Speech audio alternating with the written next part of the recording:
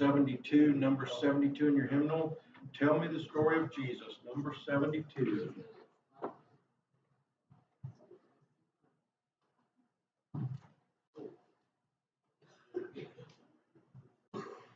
Number 72 in your hymnal this morning.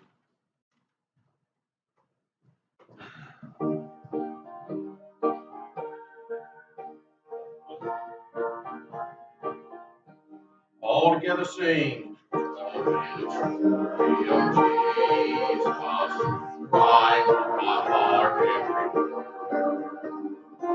Tell me the story most precious, sweetest that ever was heard. Tell how the angels in chorus sang as they welcomed His word. Glory to God in the highest, peace and good tidings to earth. Tell me the story of Jesus, right from my heart every word. Tell me the story most precious, sweetest that ever was heard. Fasting alone in the desert, tell of the days that are past. He was tempted, yet was triumphant at last. Tell of the year of His labor, tell of the sorrow He bore. He was despised and afflicted, was rejected and free of Jesus, right from my heart every word. Tell me the story most precious, sweetest that ever was heard. Tell of the cross where they nailed Him, writhing in anguish and pain. Tell of the grave where they laid Him, tell how He liveth again. Of it the story so tender, clearer than ever I see. Stay, let me read while you whisper, love paid the ransom for me. Tell me the story of Jesus, right from my heart every word. Tell me the story most precious, sweetest that ever was. All right, good morning. It's good to see you this morning.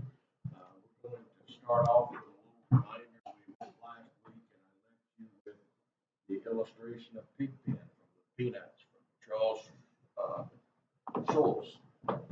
Everywhere that Pigpen went, everybody knew Pigpen been there, right?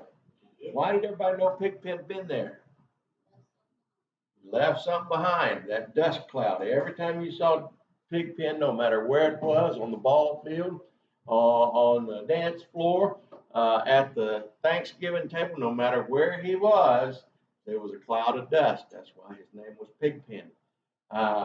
But we often we need to remember that every illustration or everything that we bring forth to shine a light on a point, it has its breaking point, the point where it ceases to be efficient or effective in making the point clearer. Dr. R.C. Henry, one of my instructors at Bible college, said, never try to make an illustration walk on all fours. Took me a long time to get hold of that. But the point is, there's not going to be a perfect illustration for anything spiritual or biblical. You're going to illustrate one or 2 points of a thing, and then after that, it ceases to be a spiritual illustration. And with the illustration of Pigpen, he was known for being dirty, right? And so everywhere he went, he left something. But a Christian ought to be known for just the opposite. They ought to be known for being pure as much as is humanly possible. And hear what I say, as much as is humanly possible, perfect. So that everywhere we go and every life we touch, they feel like they have been in the presence of Jesus. Okay? Now, taking Pigpen and taking a couple of things that last week I put up here on the front table. Does everybody know what this is? Okay.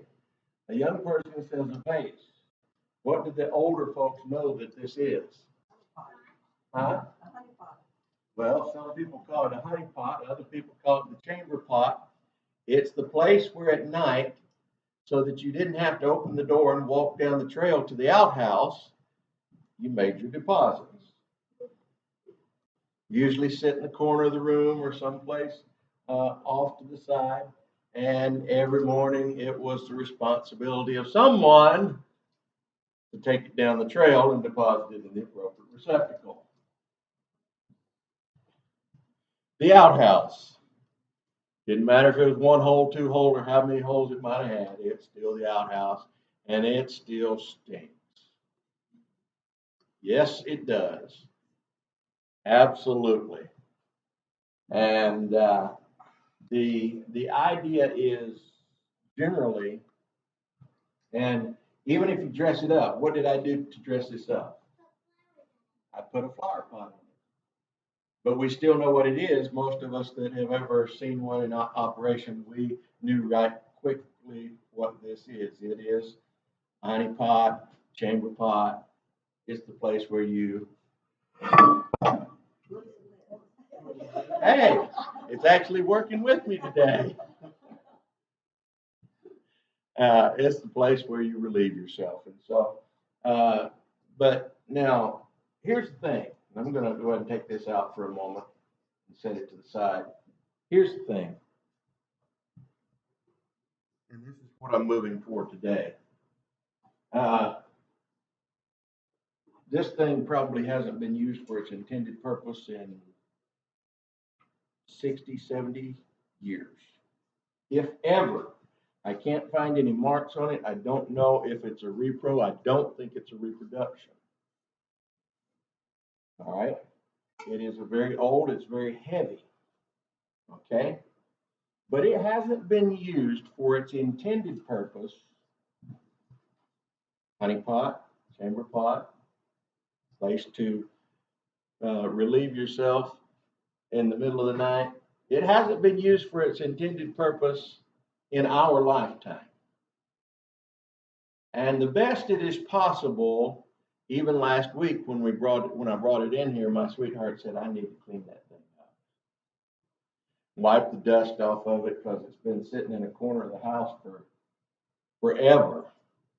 For as long as we've been there, it's been sitting in a corner, never been used. We pick things up like this because they're interesting. They remind us of history. They remind us of times gone by.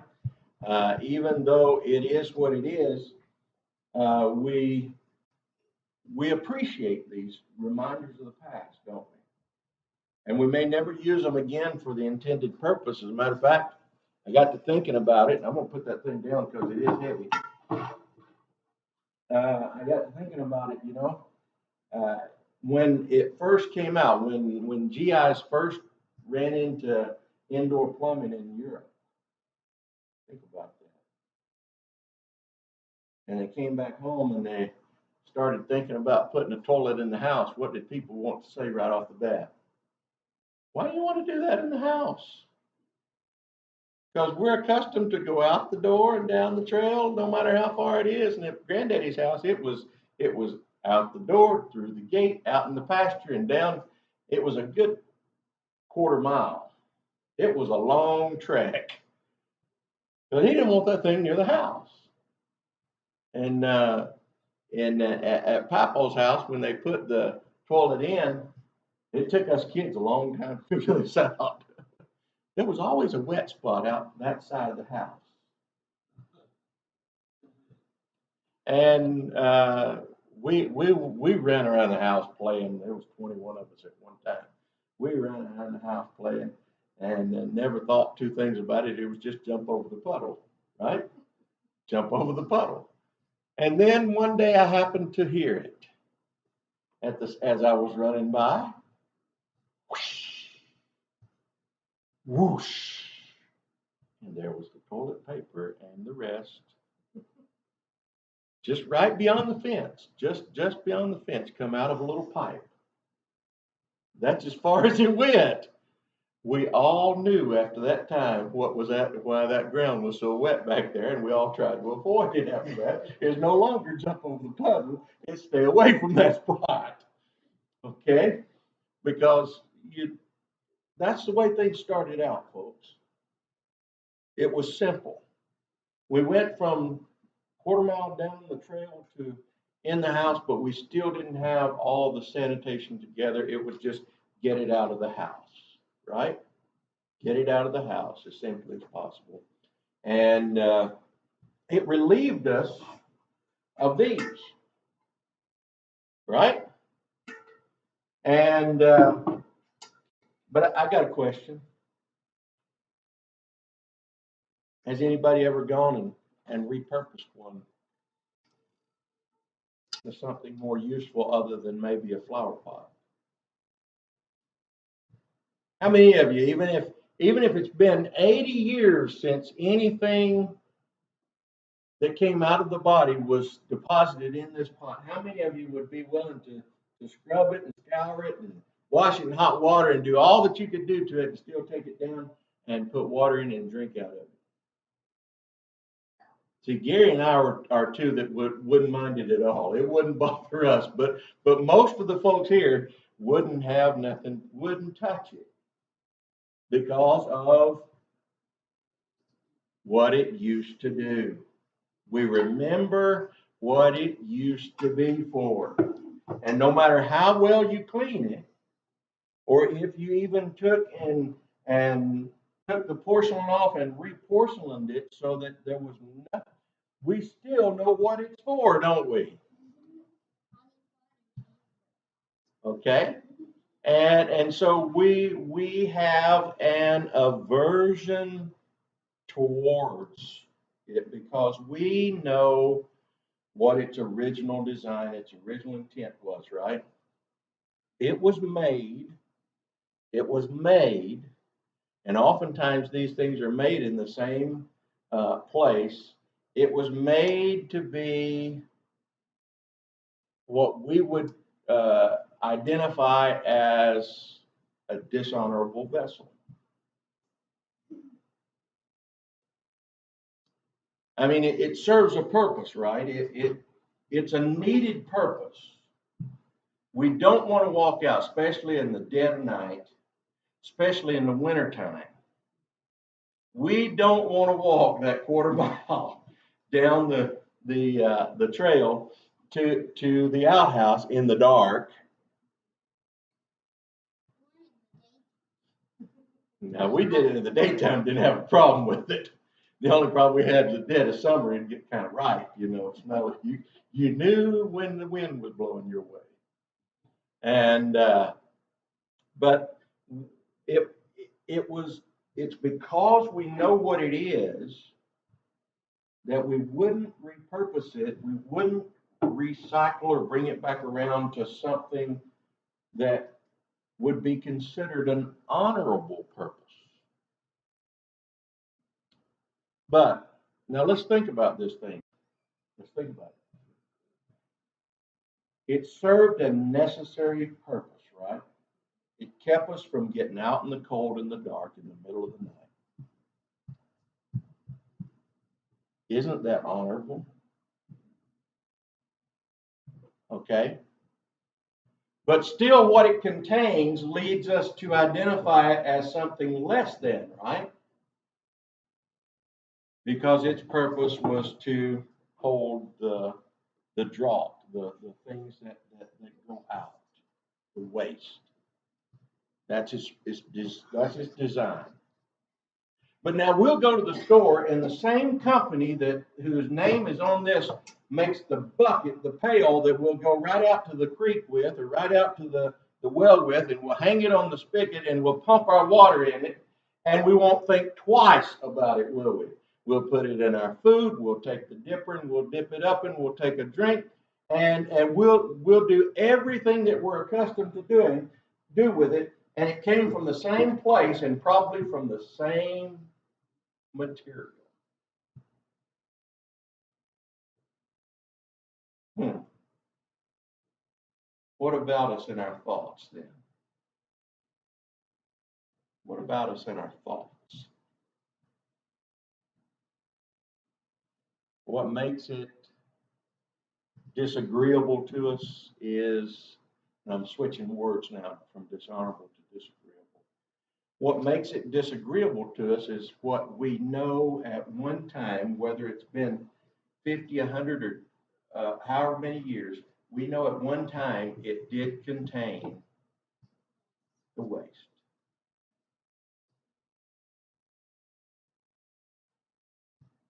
And so we don't want to, no matter how well we cleanse it, we don't want to give it a place of respect. It will always and forever be what we have deemed it to be, for waste, the offscour. No matter how much we appreciated it, not making us walk out that trail in the middle of the night in the cold. It will always forever be what it was. A less than honorable. Now, I've gotten ahead of myself this morning because I wanted to put that in at the beginning, but I want us to define a couple of words, and I know you see a word up there, but I want us to look at two other words first, and those are honorable and dishonorable. Honor and dishonor. Define honor or honorable. Define honor or honorable. Keeping your word. Oh, let's see, where's my cursor at? There we go. Honor. Keeping your word. Thinking highly. Oops. Anything else for honor, honorable? Oops.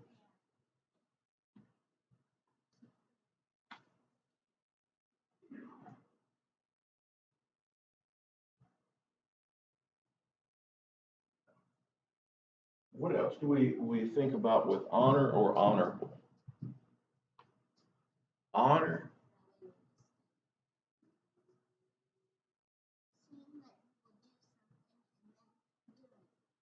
Okay, that's with keeping your word. Saying you'll do something and then doing it. That's keeping your word. Say, trustworthy.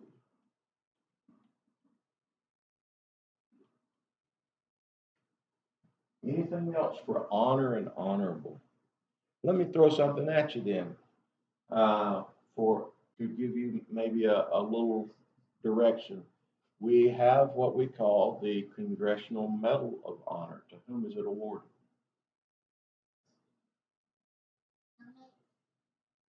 No, that's to the soldier, the profession of arms, the military man who distinguishes himself in battle beyond anything that anyone else may have done. We have grades. We have the silver. We have the bronze. We have the medal of valor. We have the distinguished valor implement that goes on a medal. But this one is the top. It is, and it doesn't have to be to someone who died. More often we see it to distinguish it given posthumously, but there have been quite a considerable number that have been given to living veterans who distinguished themselves on the battlefield.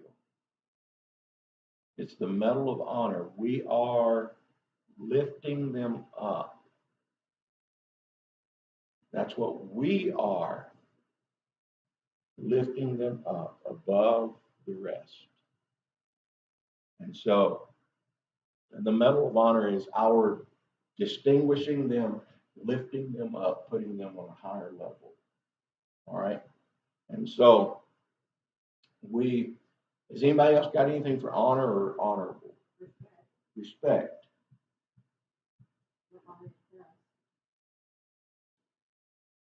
All right. Honor your parents. That's in the commandments. All right. This is the one that has promise that you may live. Yes. All right. So we've got different avenues is what I'm looking at here. Different avenues that produce different faults, or they come about for different reasons. All right, now we're going to switch gears and we're going to go back and we're going to look at dishonor. The dishonor we would think is the opposite, right? And give me an example of dishonor. Lying, cheating,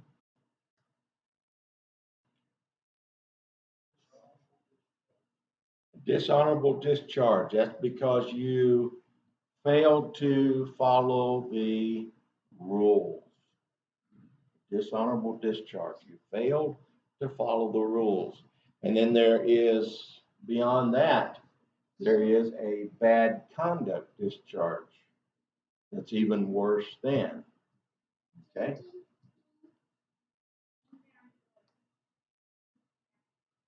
Stealing, yes, taking things that aren't yours.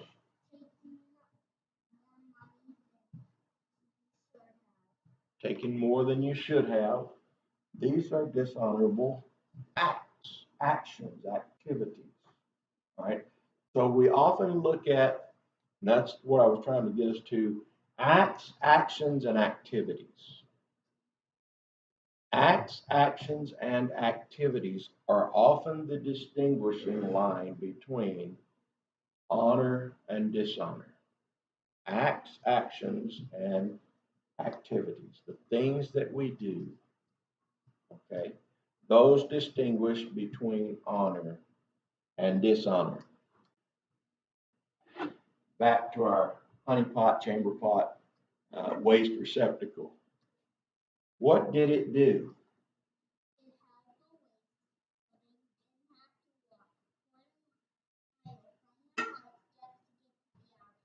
Okay. It received. In a manner of speaking, it held. Did the pot do anything? It sat still, usually in the corner. We could take that illustration a step right here, right now, and talk about weapons of war, weapons for hunting, weapons for personal protection. They don't do anything.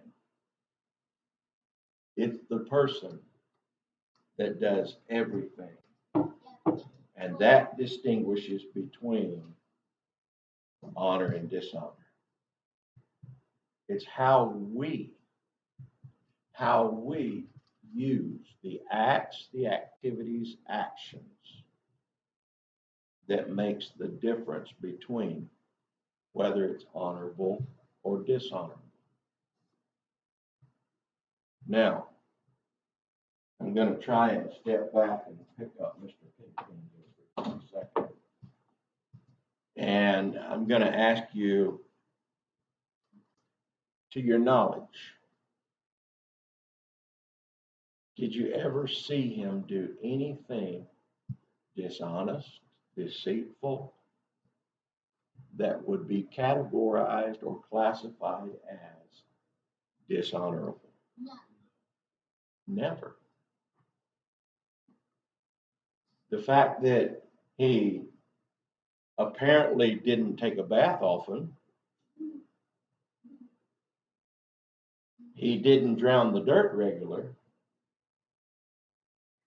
it's not dishonorable, dishonest, or deceitful, is it? Sometimes it can get to be odious, undesirable to be near someone who doesn't wash frequently enough, right? But there could be causes, reasons why that they can't or don't. And are we going to hold against them the fact that they can't or don't in our assessment of whether they are honorable or dishonorable? Do you see what I'm reaching for here this morning? Am I clarifying the illustration? I want the illustration to take another step. Just one, not all four, just one. I want the illustration to be that we should be looking to, even though we know our failures and our faults, don't we? We are all too familiar with them, aren't we? As a matter of fact, too oftentimes we are able to pick out some distinguishing marks of others because we recognize them first in ourselves.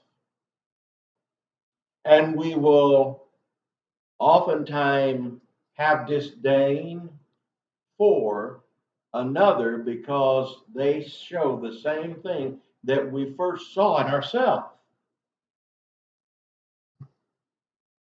We don't give them the reverence, the respect, the honor that they deserve because we see it as a shortfall, a shortcoming, a fault, a failure.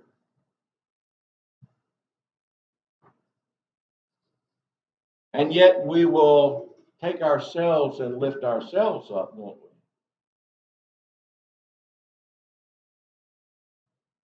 we? Like the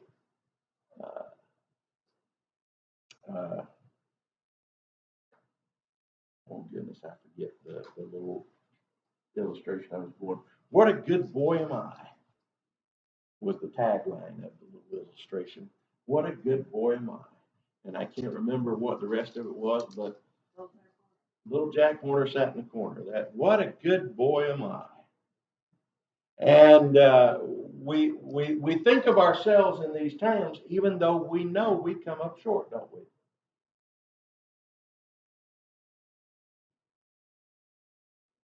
And we'll take the same thing that we see in ourselves and hold it against someone else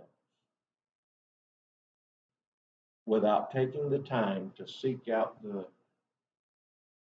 let me go back to Paul Harvey, the rest of the story. Why was Pigpen a Pigpen? Did mom and daddy not have the funds to keep the water on? Did mom and daddy not encourage him to take a bath? Did mom and daddy do this or that? Or was Pigpen just disobedient and disrespectful of mom and daddy? We don't know, do we? Charles Schulz never told us about Pigpen. The only thing we ever see about Pigpen is the cloud of dust. And we make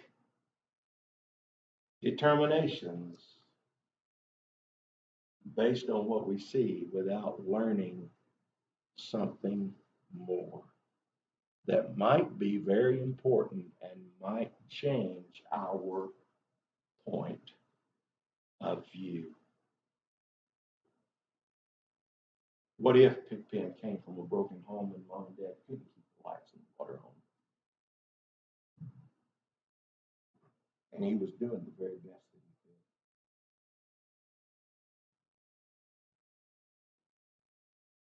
Maybe he didn't have the bathtub or the shower, but he had the baby wipes or the wet towelettes, and he did the best that he could, but we still determined it wasn't enough, because everywhere he went, we saw the cloud of dust.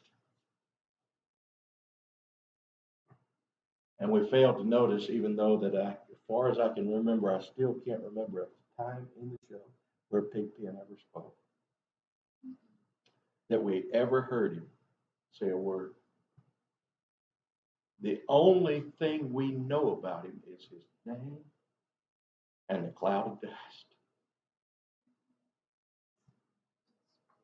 I wonder,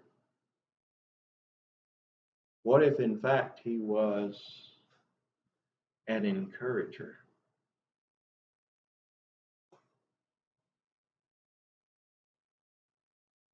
He was willing to pick up anybody and to help anybody at any time.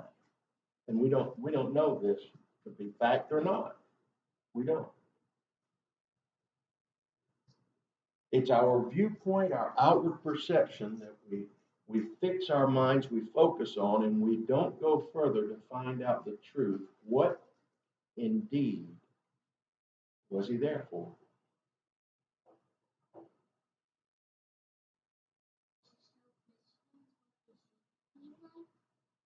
Charles Schultz was a Christian, and most of the things that he did illustrate were to show Christians what they should be like. And my wondering about it is this: was Pigpen there to show us what we ought to be doing? Everywhere we go, we leave a little cloud. Now, the best way to illustrate that would have been with the dust cloud, right? But we leave a little something of ourselves,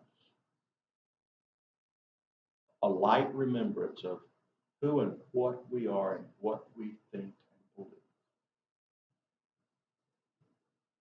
Now, see, if you just change your perspective and you change your viewpoint there, he automatically goes from dishonor to honor, doesn't he? And the thing I want you to maybe focus on this morning is, can a vessel of honor or a vessel of dishonor become a vessel of honor? Sure it can. Sure it can. Now, in our mind, we still don't want to walk down to the creek or out to the well with this pot, do we? Nobody but me and Gary. We wouldn't have a problem with it. If we're thirsty, we're going to find something to hold our water in and drink, right? Even if it's a chamber pot. My daddy told me, son, you can wash your hands. Well, I take that further and I said, we can wash this too. Amen? And in Leviticus chapter 6, and I think it's verse 9 or 28, somewhere in that range there, it says, if you bring your trespass offering, your sin offering to the Lord, and it's sodden in a earthen vessel or a wooden vessel or whatever, you break the pot and you just discharge it, you get rid of it. But if it's brought in a brazen vessel, something that can be heated, you scour the inside and the outside and you rinse it with water and you use it again. A sin offering now.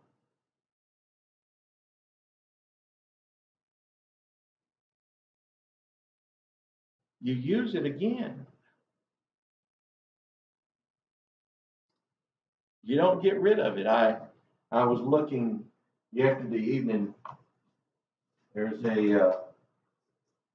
a couple of songs in the last few years.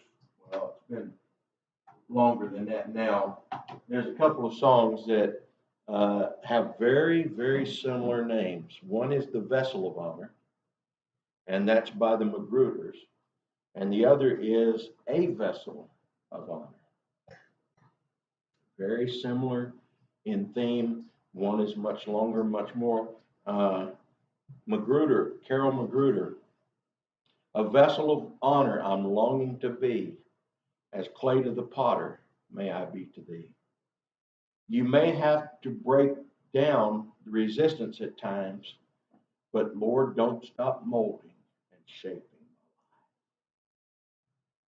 Now, the one that we are more familiar with, that I think most of us would be would remember hearing more likely, is empty and broken. I came back to him, a vessel unworthy, so scarred with sin. But he did not despair. He started over again. And I bless the day he didn't throw the clay away. Over and over, he molds me and makes me into his image. He fashions the clay, a vessel of honor I am today. All because Jesus didn't throw the clay away. Wonderful, exciting, encouraging words. I dishonor myself. He picks up my broken pieces and he works with it again. He puts me back together and he fashions me more closely toward his image. And then I take myself and I go out there and without wanting to, without a desire to, even the pattern of Paul the apostle, the hater of the Christians, the one who was stoning and bringing them to places of captivity. Even he said, the things I would, I do not, and the things I would not, I do.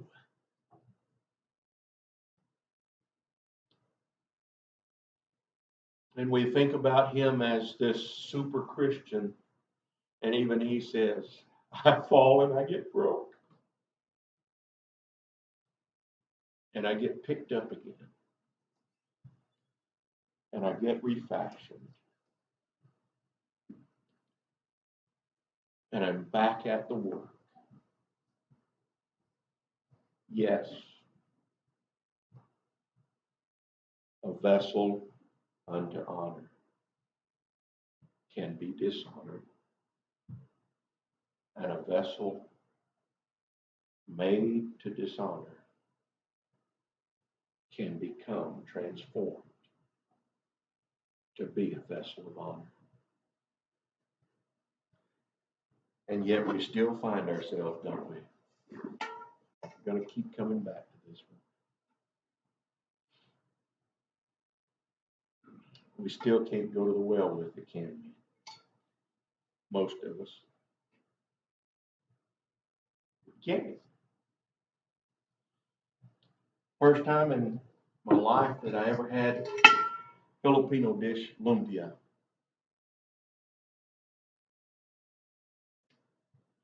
Kind of like a long spring roll. It's deep fried. It's, oh, good.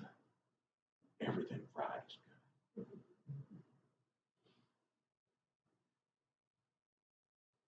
And I had eaten probably 10 or 12 of those off the tray. And then my boss told me, you know that's dog meat, don't you?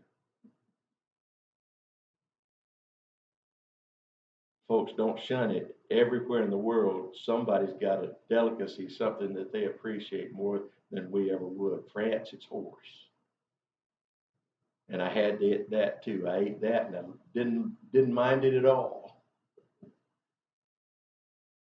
But it was a long time before I could ever eat another lumpia. After I'd eaten 10 or 12 of them already. And folks, it's all in our head. And give you that little illustration to tell you this, it's in our head.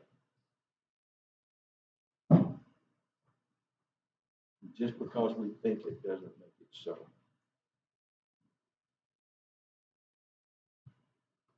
This can be transformed. It can be repurposed. It can be reborn and become something that it was not originally intended to be. Just like you can.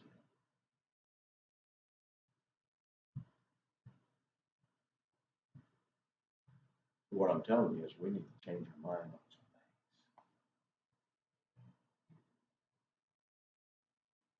We need to keep our focus on what is honor and dishonor. There's nothing wrong with those definitions. They're all correct. They're all right. But because something was doesn't mean it always will be. It can be changed. And we're even encouraged. Be ye transformed by the renewing of your mind. How? The washing of water with the word. Heavenly Father, thank you for your goodness and love, the rich provision you make for us. Help us, Lord Jesus, as we go forward today, as we move on and continue to study to show ourselves approved unto you. I pray, Father, you give us wisdom and understanding and willing heart to walk in obedience to you. For Jesus' sake, his name we pray. Amen. Just a few minutes before the main service today.